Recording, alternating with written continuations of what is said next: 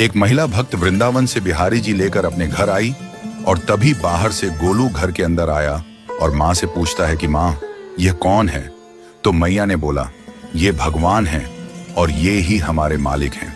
अब तो घर में जब भी कोई नई चीज बनती तो सबसे पहले बिहारी जी को भोग लगता। पहले यह सब चीजें गोलू को सबसे पहले मिलती थीं। इससे गोलू बहुत चिढ़ने लगा और मन ही मन ठाकुर जी को कोसने लगा। एक दिन गोलू की माँ काम पर जाते समय बोली, गोलू, यमुना जी से मटके में जल भर कर लाना। जब गोलू पानी भरने के लिए जाने लगा तो जाते जाते बिहारी जी को कहने लगा, खाने के लिए तो सबसे पहले तैयार रहते हो, लेकिन काम तो मुझे ही करना पड़ता है। अगर यहाँ रहना है तो काम करो। कहकर गोलू यमुना जी से जल भरने के लिए चल पड़ा। गोलू जब यमुना जी में जल भरने लगा तो उसने देखा कि यमुना जी के अंदर बिहारी जी विराजमान हैं और कह रहे हैं, ला गोलू, घड़ा हम भर देते हैं। गोलू उनको देखकर हैरान हो गया और बोला, नहीं नहीं, मैं अपने आप भर लूंगा। लेकिन ठाकुर जी ने उसके हाथ से घड़ा ले लिया और भरकर घर ले आए। गोलू घर आकर डर रहा था कि अगर माँ को पता लगा कि मैंने ठाकुर जी से काम करवाया है तो आज मेरी पक्की पिटाई होगी।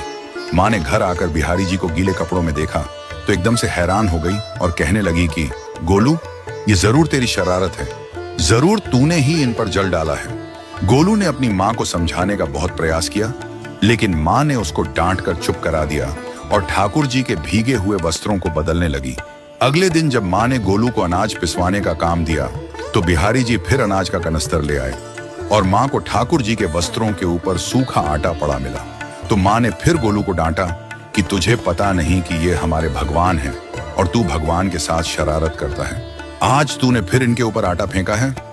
तो गोलू शपथ लेकर कहने लगा, नहीं माँ, मैंने कोई शरारत नहीं करी है।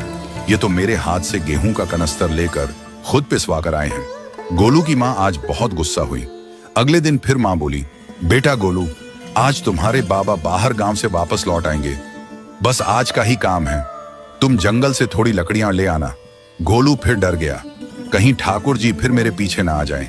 गोलू ने माँ को बोला कि मैं चला तो जाऊंगा, लेकिन बिहारी जी को समझा लो, वो मेरे पीछे ना आए। उसकी माँ हंसकर बोली, हाँ हाँ समझा दूंगी, तुम जाओ तो सही। गोलू जल्दी जल्दी लकड़ियां लेने जंगल में चला गया और माँ काम पर चली गई।